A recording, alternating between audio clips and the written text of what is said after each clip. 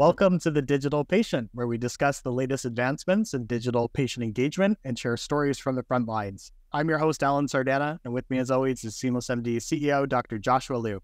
Today we're joined by our very special guest, Dr. Maulik Purohit. Dr. Purohit is a physician leader, digital health executive, and clinical informaticist with more than 15 years of experience leading large healthcare IT initiatives with tangible results by leveraging healthcare IT, product development, and digital strategies. He's currently with Lehigh Valley Health Network, where he serves as the Chief Health Information Officer. Dr. Purohit, Maulik, welcome to the show. Thank you. Thanks for having me. It's always an honor to be here.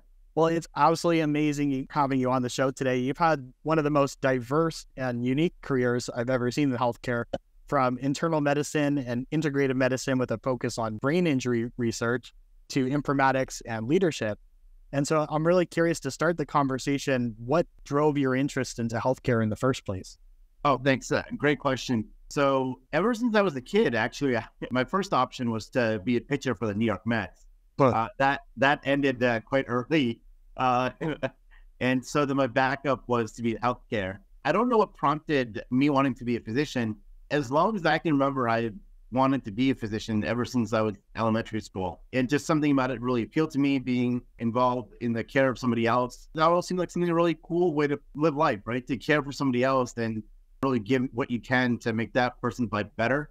That always appealed to me. I don't have a good reason as to why, but sometimes we just, are attracted to something, and that's what it is. What I'll say is that it became more formal for me when I was in high school. And, I'd always talked to my parents about wanting to be in medicine. And so when I got my license at 16, and my grandparents were close to us. So my mom's like, well, you want to be a doctor? Your grandparents got to go to the doctor. You get a license and go. And so I ended up being involved in particularly my grandfather's care for obvious reasons, in terms of a lot of his appointments and everything. One of the reasons because I could translate. And they spoke Gujarati, and so Gujarati in English. And so I was a translator and helper and chauffeur and Uber driver all in one. And when you're 16 and you have to do that, your initial thought, oh, why? I'd rather be my friends, do this, that, right? But through that experience, and probably I might choke up a little bit because it's a little bit emotional, but I really became a lot closer to my grandparents, and then my granddad especially.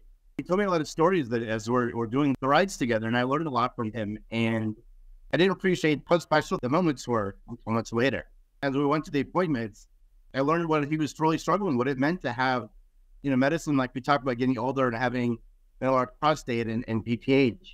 And, in medicine, it's not minor conditioning, this, but, talking to him, being in the car and understanding his experience with it, like, man, this is actually pretty bothersome. Like, it's not we think it's a minor thing in healthcare, but minor from a healthcare perspective versus minor to the patient are two different things. And so I gained a much better appreciation for calling something minor in healthcare. And the other part was, as I was with him and I experienced seeing different doctors and nurses and et cetera, we were lucky we had a wonderful experience with the people that were helping us with nursing care, with physician care, et cetera. The thing that stood out, though, was the limitations of the system itself in terms of the quality of care that you can receive. And although the people are doing their best, we just noticed, and this is in the early 90s, and you don't really have a patient portal. You don't have, you have to call for lab, you call for results of x-rays, et cetera.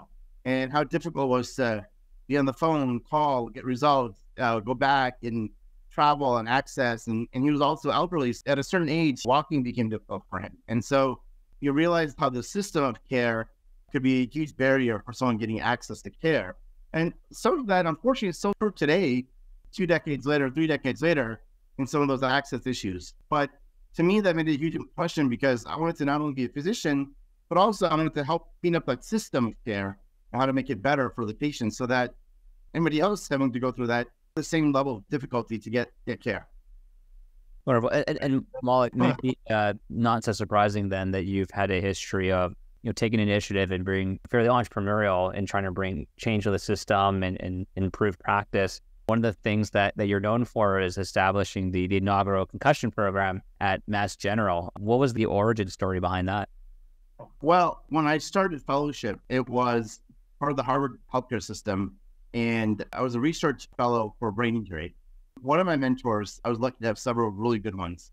One of them is someone named Ross Stefan, who is the chair of Human Art Department, Physical Medicine and Rehab, which is my core specialty, and I subspecialized in brain injury.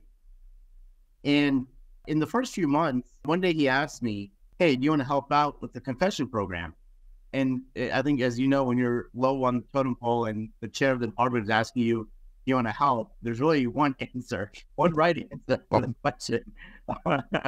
But I'll tell you, as much as I joke about it, I'm very grateful for him involving me in that whole process, because in that executive meeting of the planning committee, it was some of the most phenomenal physicians and others in that room, from pediatric chair and head of the pediatric program to neurosurgery to neurology to others. And I got to see some of the topmost leaders in healthcare on a regular basis for this meeting, discussing how we're going to plan this out. And I learned so much through that process. And I'm eternally grateful, because it really launched a lot of different things for me. And then through that process, as you know, the other part of this is, things typically roll downhill, not the other way. And so I ended up being a lot of the frontline work for this, in terms of thinking about the clinic and the practice, and how are we going to have patient flow? How are we going to hire people? How are we going to educate them? How are we going to create templates and that kind of stuff? At first, I showed up to the meeting, and one rule I learned is to show up and shut up in the first few weeks, right? Be seen but not heard. And so I listened a lot. And then eventually there was a moment for me to interject an idea, and I did.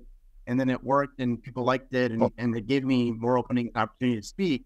And eventually we got to the point, and we started talking about things like marketing and finance and business planning. And so I was very involved in a lot of those things. And it really helped me understand the business side of medicine, the consumer engagement side, the patient experience side, the quality metrics, in addition to just the clinical care things. And it really felt like running a startup company in a parent organization as the process through all of that. And so it was a great experience. I'm eternally grateful to Dr. Stefan for inviting me to be part of that.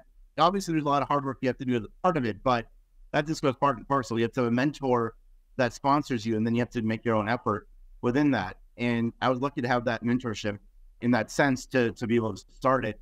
And I'm also grateful to another mentor, Russ Phillips, who was the chief of division of medicine at Beth Israel at the time. And he also allowed the fellowship that I had, was actually a joint combination between Beth Israel and Mass General and Spalding, putting it all together. And so I'm really grateful to both of them for allowing that fellowship to happen, and then allowing this opportunity to happen. So it was a fantastic experience, and really appreciate everyone who put in the effort to make it happen. You brought up something really interesting, the idea that as a physician, you had the opportunity to expand the scope of your responsibilities and knowledge beyond clinical to the business of medicine, quality, consumer experience, and all that. And it feels like, you're not alone there. It feels like a lot of physicians have to develop those skills and knowledge pieces now.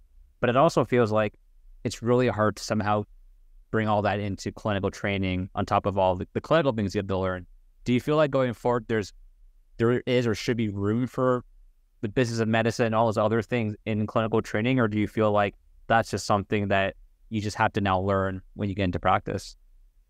Yeah, I think that's a great question. I think the clinical aspect is still very heavy, right? To be proficient as a physician requires a lot of dedication, time, and effort. And it's not just 80 hours a week in a hospital, but reading, understanding, thinking about your patients, all the stuff that goes into being proficient at your profession, right? Whether you're a musician, whether you're a singer, whether you're an athlete, you know the level it takes to go from being average or good to being great.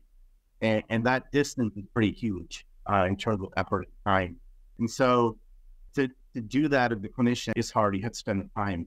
The pressure of today is also, how do you do that and also learn all the other stuff? Because you really can't separate the business of medicine from the quality of care in today's world. Not because it's all about money, but understanding cost of care is important, because if you have a choice of, let's say, 2 medications in front of you and they're equally efficacious, then you should know the business of medicine and how to reduce costs and take the one that's less costly to the patient and to the health system, because that is important. So it's not that money drives things. Money does drive things in many ways, but knowing how to most efficiently use your resources to drive change is a business principle, is a clinical principle, is a quality principle. And so all of those things come together. And if you learn just one side of it, you won't be as successful as if you learn all of those things. It's a huge pressure because it's hard to learn everything. And if you imagine somebody who went to med school and then in residency and in a fellowship, you've gone through, a decade plus, a decade and a half of this process. And now you're in your early to mid 30s. And you also have if you want a family, if you want to spend time with the kids. So there's all of those pressures that add into this. And I think it's a really different world right now. And I'm grateful because I had really good family support, wife and 2 kids, and others, and parents and others that really supported that journey that allowed me to get to the level I was at. But if not for a good family support, it's hard to get there. And in today's world, it's a blessing to have that because it's not that easy. And that's one of the reasons we have some of the burnout issues we have, because nobody who's a physician wants to be average, right? None of us, none of us got into medical school because we're happy being average. But that drive to be great, it competes with the time demands of other things that are there. That makes sense. So, Malik, when you finished this fellowship, you could have gone in so many different directions at that point. You'd learned the business of medicine, you're a physician, eventually you made your way into informatics. So I'm really curious, what kind of drove you there at that point? Was there a defining moment for you, or how did that happen? Yeah, good question. So I'll be honest, I never knew that there's a role of the CHIO or CMIO. Frankly, it didn't really exist when I was in medical school. And I never imagined myself when I was in school doing anything except seeing patients. That's what everybody at the physician did. And that's what I knew. And so I did the professional thing, all that. Everything's been going well. Was a researcher. And I also got a second degree there, MPH, to learn bioinformatics, data analytics, a lot of other stuff that came with it, study design, all that. Things I didn't expect to be helpful later in life, but have been immensely helpful in later in life. And so I did that. And I'm still at heart a researcher because I enjoy asking questions, learning, being curious, and then learning more. And after my time at Mass General and Spalding, I was recruited to be in the Department of Defense to help expand a growing program for brain injury and PTSD. And there's a lot of great people already there. I came into the system. My role is as Chief of Research and Chief Medical Officer at a relatively young age. And one of the things we did was we built a separate building, expanded the program, but that program grew from several thousand visits a year to 22,000 visits a year by the time I left, and became one of the largest by volume programs in the country for brain injury. And as we're doing this, the researcher means I want data on the patients because I'd love to use that data to understand, what's going on. We didn't really have a good understanding. We still don't in many ways of brain injury and why it happens, who gets it, why do some people have more symptoms than others, why do some people take longer to recover, what are some of the major risk factors? And we don't have a great understanding of that because we don't have large epidemiological studies. Cardiology, for example, took off because of the Framingham study that enrolled people and we really gained a huge understanding of cardiology and the risk factors and that kind of stuff. And really, the term risk factor came from that Framingham study. It didn't exist before. And so I wanted to do the same for brain injury. And no platform database existed to get into that. And so I went down the path of how do we create a platform and analytics and that kind of stuff to collect data on patients, understand them, see them in a longitudinal fashion, and then see what happens if you treat 100 patients with this or 100 patients with this, who gets better, faster, all that kind of stuff. The concepts of predictive analytics, the concepts of AI generation for that data set. And it's important for many reasons. And from a patient care standpoint, the Department of Defense in planning strategy, are we going to be able to count on this person to be on the front line or not in 6 months or 12 months? Those are really dramatic issues because we talk about sports and if you have a quarterback with a concussion, are they going to be able to play next to me? And sports is important, but I think without argument, it's probably a lot more important for the people who are defending the country to know whether they're going to have the people to defend the country or not, right? And those kind of things we couldn't predict. And so those are the kind of things that we want to help get there. And so we started going down the path of creating an analytics platform. I learned a lot about IT through that process that I didn't expect to know, like setting up a Wi-Fi network. I learned all the nuances of what a Wi-Fi network is, how to set it up, why it matters, why do you want A, B, C, or G, and all that, all the different things that go into it.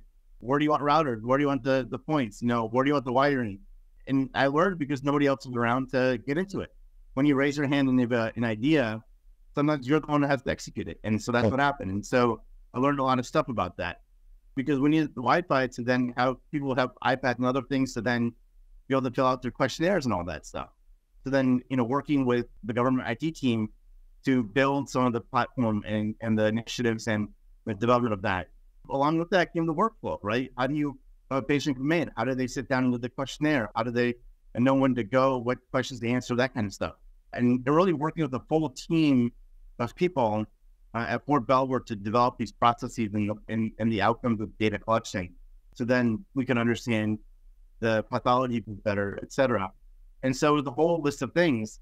And that effectively was a lot of what Informatics and sort of CMIO would do, is create the system of workflow, process, data analytics, and all that kind of stuff. And as much as I love research and being a primary researcher, I realized that the impact I could have through a role like the CMIO role would be much more impactful than the research I was doing. Not because it wasn't important, but the things I was looking at with integrated medicine was looking at the use of integrated medicine for brain injury and recovery.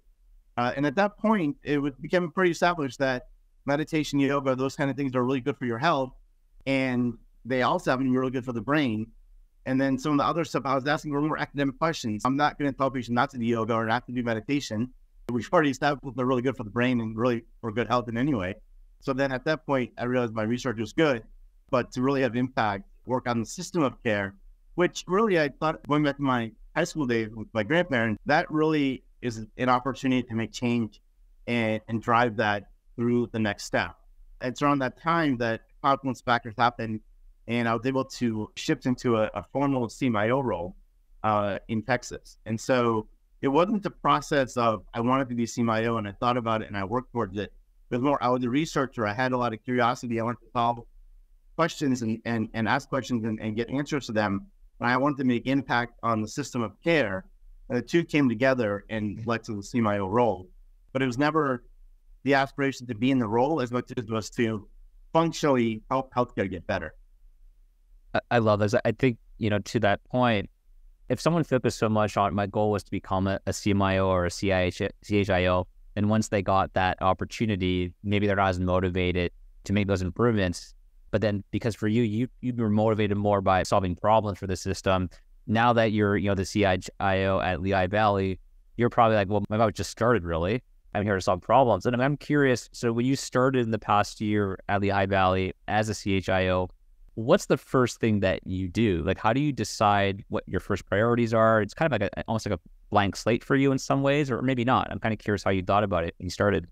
Yeah, great question. Going back to that, the point you just made about the CHIO role. So the aspiration for me has always been, how do I make impact? And the CHIO role is one that's important because it gives you the platform to have decision-making and influencing and authority to make decisions, which all contribute to that. But the role itself is not the goal. The goal is to help healthcare. And when I was interviewing for LVHN, the thing that struck me that really it still strikes me a lot today is that it's a very progressive organization. It wants to make changes. It wants to push the envelope. It's definitely not happy with the status quo. And it really wants to push ahead and be a leader in healthcare. From the CEO to the EVPs all the way down, including my direct boss, Mike Rossi, is there in a huge push to make healthcare better in all the ways that statement applies. And that was the really most attractive part of LVHN for me in becoming here. When I started, one of the things that I knew from some mentorship at UH from Peter Protovos, who's my boss at UH, was one of the things that we do in healthcare is we have a lot of waste. And how do we reduce that waste? So I knew of a product from my prior days that can help with that and decision support. The name of that company is actually Illumicare. And we'd had a lot of good success with them, and they've had success in many places in terms of reducing costs. And what they do is they look at the data for cost in real time and compare it to what a patient is currently using. And they give a nudge in real time to the clinician to say, hey, Dr. Jones, you've got patient on antibiotic A, based on the lab values, looks like antibiotic B could work just as well, and it's half the price, whatever it may be. And would you like to change? Well, it's awesome. If I have that in real time as a clinician, that's awesome. That allowed me to make that decision. Up to that point, we've never had that data in real time, what exact costs were for my system at that moment. And not just the cost data, right? Because Epic does give you some semblance of cost data when you're ordering. But the difference here was, instead of putting all the steps of cognition onto the clinician, the software actually does that and gives you decision support. So, for example, it will go through, look at a culture result, identify what the patient's antibiotic needs are, identify the difference in cost, evaluate whether the patient's allergy or not, then take all that information, give you a knowledge, a very concise form that takes all those different factors into consideration and gives you a knowledge in real time to give a suggestion. And then it's up to the clinician whether the suggestion makes sense or not. They might say, well, I get it, but I really need an antibiotic. That's fine. That's clinician expertise, and they have to give that. But this at least automates some of the processes of searching for all the different bits and pieces of data and currently we're into one succinct nudge in one place that then the clinician can make a decision on. And it's really, again, the way I look at it is, a lot of these products should be like the GPS that we use when we drive, right? Most of us, and I think most of us know how to drive. If you ask my wife, she might disagree with me about my knowledge of driving, but we have a license or we're capable of driving. We might live in an area that we know the route and the direction we're going, and that's great. And so we might not need GPS, but the GPS offers real-time data that tells you where the traffic backups are, what some of the delays might be, if there's whatever it may be, right? And that gives you that real-time data as decision support on whether you want to follow that route or not. And you might still decide I want to go left instead of right. And that's up to you. That's your expertise as a driver and expertise in the area. But at least that decision support gives you a layer of data and knowledge that you wouldn't have had otherwise. And that's the way I look at these tools in healthcare right now is they should at the very least offer that level of support. On the non-clinical side, like operations or RepScycle and those other places, I think you can really push the envelope a lot more with AI and automation and have them actually do the task and really eliminate the things that a human might do so that the human can do something at a higher level. Instead of doing manual tasks, entering or having the same thing over and over again, they can now do something else, which requires human, like thinking and processing and analysis, right? So now you can use the people on your team to do much better work and alleviate the boredom of menial work. And so there's a lot of places where I think AI can really do a lot of full automation. On the clinical side, I'm still cautious because I haven't seen a tool that can form a human in every situation. Now, we've seen certainly AI, and you get the news about ChatGPT performing better on tests and all that kind of stuff. Taking a test and seeing a patient are two different things. I mean, hands down. And so there's certainly room for decision support, but I'd be careful in completely eliminating clinical care from humans in lieu of an automation or AI tool, just simply because we're not fully there yet for a lot of reasons. And that's not to say we may not get there. I would love for some things to be automated, but I don't think today is that time yet. We may see that soon. I wouldn't doubt it if I saw that in my lifetime, but today I don't think it exists. One thing that we've heard today, but also we've heard from past things you've said or written, is that you have a pretty, I think, healthy skepticism of AI, right? You obviously believe in its potential, but you also don't get on the hype train very easily. Kind of curious, what are the things in AI that you think are the most exciting for the next year or two? And is there anything that you feel like is actually overhyped lately when it comes to the AI conversation? I'll tell you, I don't believe in AI fully because the day Netflix can tell me what movie I want and be right 100% of the time, I'll see it. And that will be there. But I think, joking aside, I think the reasons for having a skepticism of AI is not necessarily the skepticism of AI itself, but so much the back end of what AI relies on, which is the data itself. If the data is clean and pristine, without error, without inaccuracies, without integrity issues, without missing data, then I think AI will function much better. I don't think anybody would dispute that part of it. And until we get there with data, I think we're going to still see fallouts from AI in healthcare. And there are lots of reasons, but healthcare data is, I'm going to steal a quote from somebody that I heard speak one time, and that is that data in healthcare is like a book that you're reading that in multiple languages, sometimes left to right, sometimes right to left, upside down in some pages, right side up in others, some pieces torn, some pieces not torn, and in all random order, right? And that's really a lot of the case with healthcare data on the back end until you clean it up. And the cleanup takes a lot of time and effort. And that process is not perfect either. And so there's a lot of steps to get to for AI to be fully valid and useful.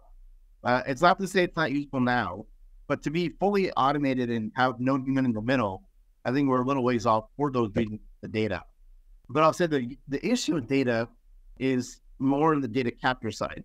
Until we actually really fully build healthcare systems that truly understand user interface and human-centered design in the way we use them, we won't get to great data capture. Because as long as I have to click 10 times to do one thing, or the drop-down menu is accurate, whatever it may be, until we get to a point where those things are done well, we won't have great data capture. And those are some of the limitations. If you look at Google, for example, and you look at anything that you enter online for Google, the data capture makes pristine sense, like who you are, where you are.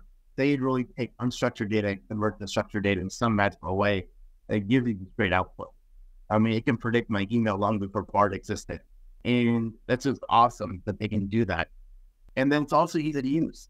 Like if you have one Gmail address, that account and login gives you access to not only email, but also to search and map, to photos, to Drive, to Workspace, to YouTube, on and on and on, right?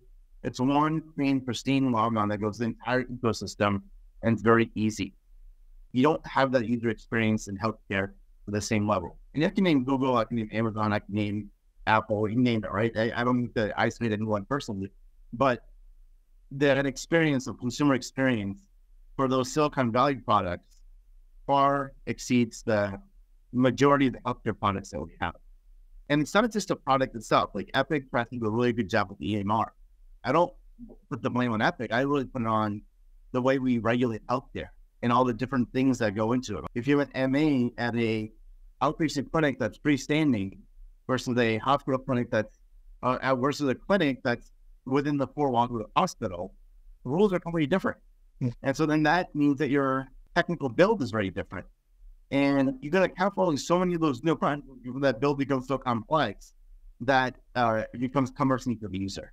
Until we get to a really clean way of doing healthcare, in terms of regulations and all the processes and operations, we're going to have these limitations in the user interface. So it's not a limitation of the product and the company as much as it is our ways of using the products and our input into the design of the system itself, which needs a lot of work.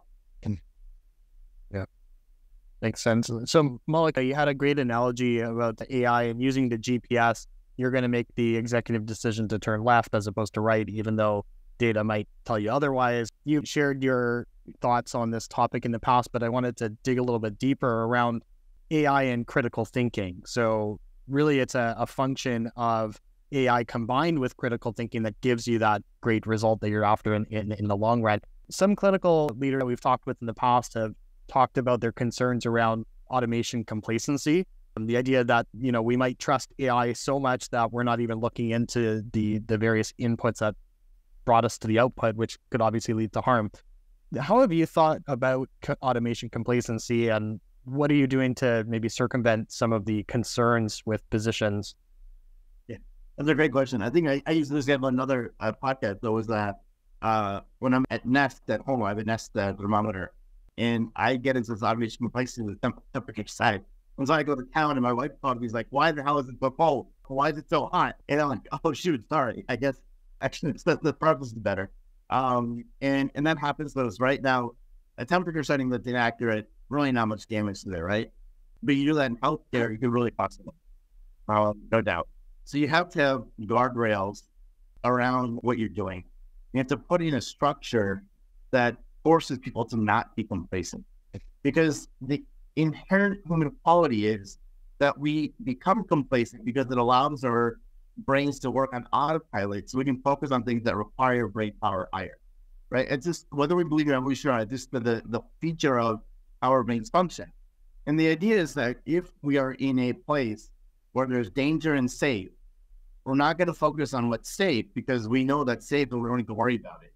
We're going to focus our brain attention on things that change, because that change could potentially be dangerous to us. Yeah. And so our brains and eyes and entire senses are geared towards detecting change. And so once you get into a rhythm, it is humanly impossible to not be complacent about something. Now we do this when we're driving, right? If we're driving the same route from work to home, and you've done it 1,000 times, you feel like you can do it in your sleep, and you stop focusing on the road. So that one day it's on the onset, and you're like, don't get in my lane. And you're like, oh, shoot, I should pay attention, right? That change prompted us to jar us out of our complacency because that horn, so, there's something dangerous that we should pay attention to. But outside of that horn, we'd be on all right. That's done by design because you need energy conservation. If your brain is fully attentive to everything in the environment, you would wear yourself out in like 1 hour of being awake. There's just no way that human will possibly do that. So that's the way the brain functions, is to turn things into autopilot, less energy use, so that you can focus on other things that do require attention and focus. So it's humanly impossible to do the things that don't become complacent if things are working well. So what do? Then you, and I know that part of my brain injury background and stuff coming into this, but that's where the clinical background sort of influences my other parts of what I do. But I think the other part of it then is, how do you build a structure so that complacency doesn't become dangerous? You have alerts, you have things. And so every situation is different, but you have to build in structurally into the technical build to allow complacency to not happen at the most critical junctures. And that's the only way to ensure safety. If you rely on human process in education and in a workflow, you will fail and you will have an event. Not because the person doesn't care, not because we're not focused, not because we're not caring, but it is the way the human brain or mind is structured that when things are automatic and working well, we take our focus off of it so we can put our focus on other things. So that requires us to build things from a digital perspective that overcomes that inherent limitation that we have. That makes some sense. I mean, I think to your point, using your example of the GPS or not GPS, sorry, let's say autonomous vehicles for driving, if it does get to the point where it's incredibly safe, the error rate is very, very low, you can tolerate a lot of human complacency. You don't need to be watching the wheel the whole time that the autonomous, software is driving. But I think to your point, for clinical medicine, you still have to identify what are those critical junctures where you have to have your hands on the wheel. It sounds like that makes a lot of sense. One of the things people worry about with AI is, how do you actually leverage it in clinical care without losing the human aspect of it? So maybe a good example would be, more and more folks are trying generative AI to help draft responses to patient messages through something like MyChart. And some people say, well, you could use prompts to send more empathetic, messages, for example. I'm kind of curious, what are things you think we can do or we should keep in mind to make sure that we don't lose empathy when we're using AI in clinical care or communication? Yeah, great question. And it's a real struggle. I don't have a fantastic answer for this, but I'll describe the situation, at least so people understand, so just past the UTM, Epic actually presented on stage, Satya Nadella and Sumit Rana, the CEO of Microsoft. So Rana is very high benefit. And they discussed the use of Microsoft's new product like Copilot and other things, to put that and infuse that into Epic and other products to automate some things. And just for awareness, GPT is owned by a company called OpenAI, and that company is bought by Microsoft. So now it's all part of one company with Microsoft. And the thought is, ChatGPT can really do human-like functions such as respond, etc. Why don't we just put that patient portal message with MyChart into that, and ChatGPT can do the automated response? And that sounds great in theory, but it's not fully there yet for a couple reasons. One is, if a patient is asking a very simple question like, what time is the clinic open? That's easy, right? That's a very automated thing that doesn't change. You can just have an automated response from ChatGPT and say, hey, here's all the clinic times, time you to respond to that automated response, no big deal. That's fine. Or if it says, hey, I need to refill my prescription. Oh, that's okay. That's so, you can automate that to some degree. ChatGPT can say, hey, we got it. We're on top of it. Send a message to someone at the clinic to take care of it, and boom. Even that can be automated, right? But what if it's hey, Dr. Jones, I started the medication given yesterday. I'm having some side effects. I don't like the medication or other things, right? That's a really complex question. It requires not just injection of knowledge from the outside that ChatGPT does so well, but also of the patient's chart, right? And so looking at the chart and saying what medication are they on, other things are they on, what's going on in their life, what are they allergic to? Like, there's a lot of things that you think about. And all of that complex, not just data entry and information, but then converting that information to analytical thinking, insight, and knowledge that then converts back to what response they give a patient. I don't think any product is out there that can do that to that level. And there's a real danger if you give a quick answer or something else, right? Like, and I'm not thinking ChatGPT, but let's say any product or ChatGPT, whatever you name it, right? Any of these products in that same category. If you give a question, could this be causing this? Well, what the data they can ingest that's out there on the internet could be, you have medications, you have side effects, you have patient characteristics even, but all of that combined may not give you the right answer without the ability to analyze the patient's whole profile of what else is going on. And that's where the danger inherent limitations are. That's not to say that ChatGPT can't be great support, right? Maybe you have a couple words that give a prompt, and then that ChatGPT will populate the rest of the message. And so you reduce the time of answering the message from, say, 3 minutes to 30 seconds, right? But you've got a human supervising that process. They're just not physically typing something out. That's certainly a use case that can be done very soon. And so there's a lot of different ways to think about technology, to use technology. And we just have to be very careful that we put people up front and rather than think about consequences on what can happen and really be careful about how we use them. It's not to say, again, that we can't get there in a year or 2 years, whatever the time frame may be. But today, if you ask me, can we just turn on ChatGPT and have that answer my in-basket messages in Epic? I wouldn't automate that process just because there's so much unknown in that process. Now, can I turn on ChatGPT to give a response to basic straight up information like clinic hours or, does Dr. Jones have an appointment schedule available, whatever, right? Yeah, those things, I think there's less danger in that, first of all. And second, those are typically more pure information questions, not analytical thinking type questions. And so I think those are easy. Maulik, I've heard on another podcast you were talking about books that you were into around leadership and culture. What are some of the biggest lessons that you've learned around leadership and culture that you try to impart most to your teams? Oh man, I've had to learn a lot that started from a remedial standpoint. At the end of the day, what I've learned from a lot of different sources, leadership is really about caring what the people around. The concept of starting leadership, which really came in scripture from several thousands. I'm looking back on it. I remember reading that as a kid in my Sunday school Gita class, and they're talking about it. At that time when I was like in elementary school, I was like, oh, whatever. I don't care. I just want to go play basketball. But I'm like remembering all that stuff.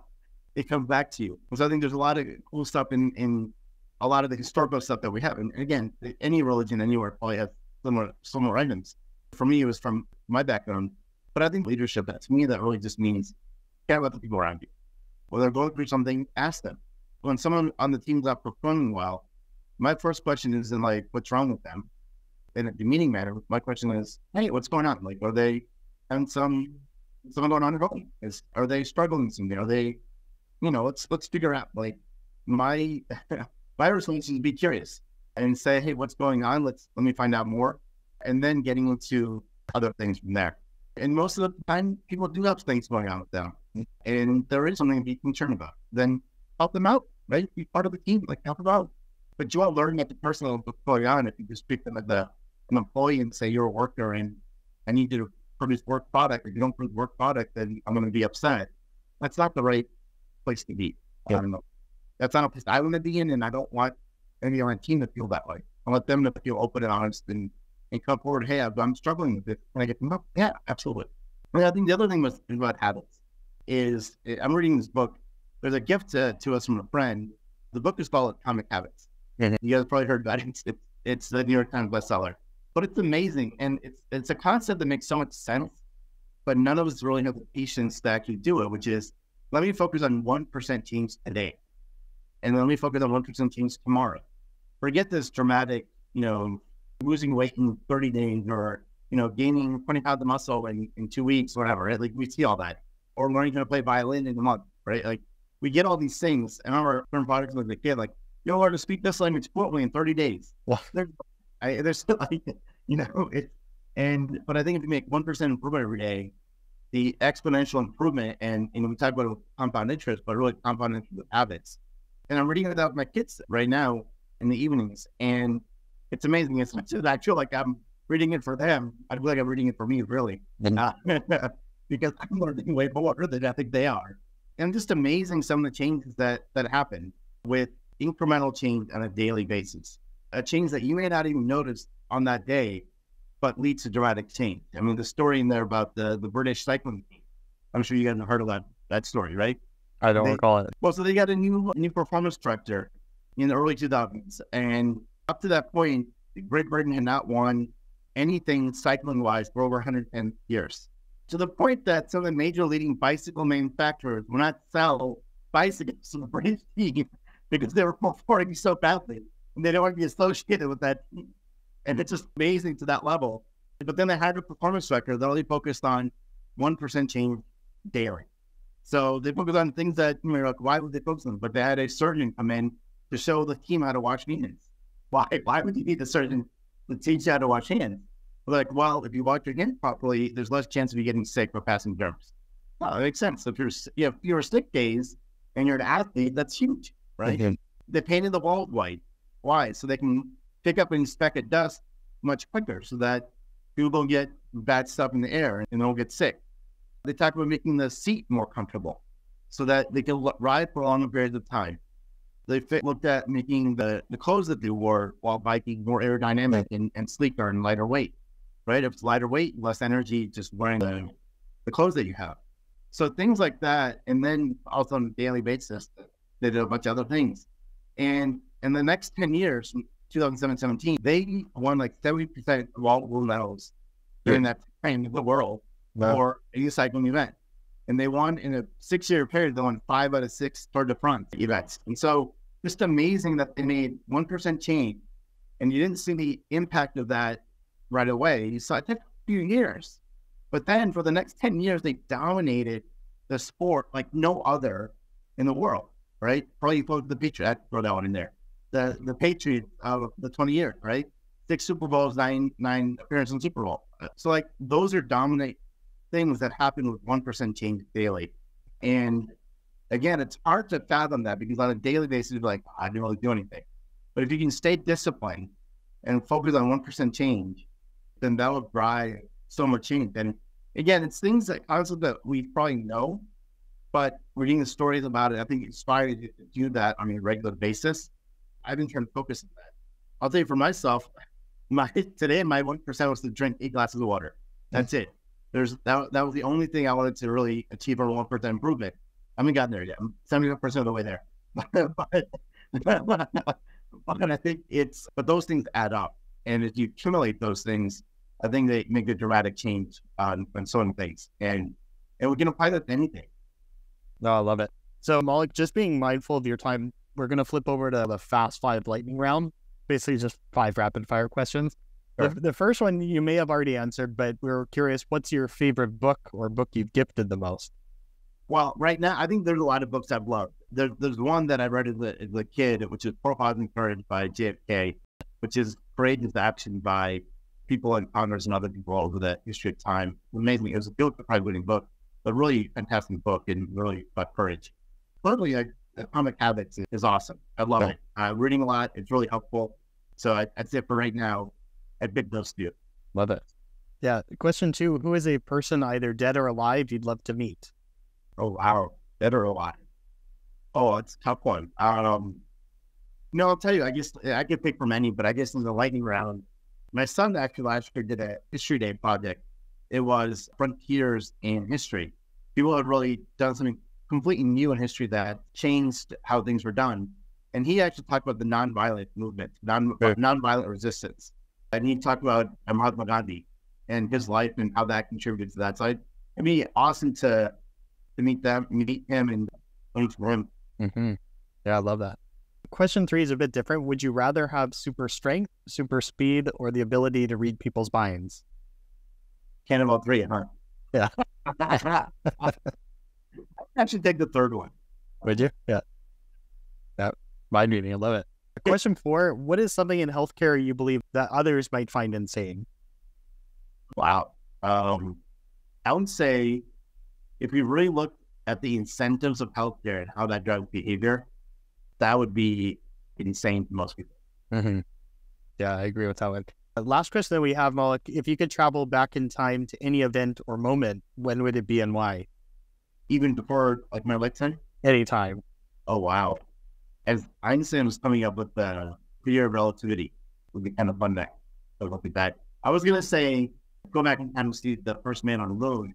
The problem, actually, this is the nerd in me, but back then there's no good TV. You couldn't really get like TV. So, well, that's why.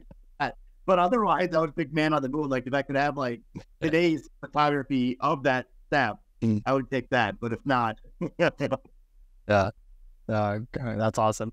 Well, thank you, Malik. That's a wrap for this episode of The Digital Patient, hosted by Seamless MD. You can follow us on Twitter at Seamless MD. And if you like the podcast and want to learn more, visit www.seamless.md.